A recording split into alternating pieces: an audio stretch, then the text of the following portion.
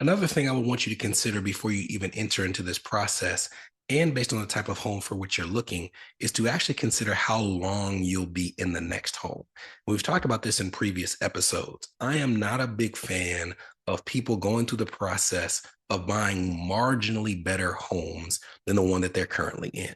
And the reason I'm not is because when you buy a home the first time, it often doesn't cost you anywhere near as much as it will in subsequent purchases. You're likely using a first time home buyer program where you're putting 3.5% down on that home as compared to the 10 to 20% that will be needed in subsequent purchases. And when it costs you more to buy your next home, there's typically two ways that you're going to finance those additional funds. Either you are hoping that the home significantly increases in value from the time that you purchased it. You're going to use a portion of those proceeds or all of those proceeds to pay the down payment, or you now have to have the additional funds to make up that difference. And the difference between 3.5% down on a $500,000 home versus 10 or 20% down is significant. So if your home doesn't increase in value significantly, you are putting a strain on your ability to actually go get a home that's a substantive improvement. And while in certain markets, that was a near guarantee that your home would increase in value significantly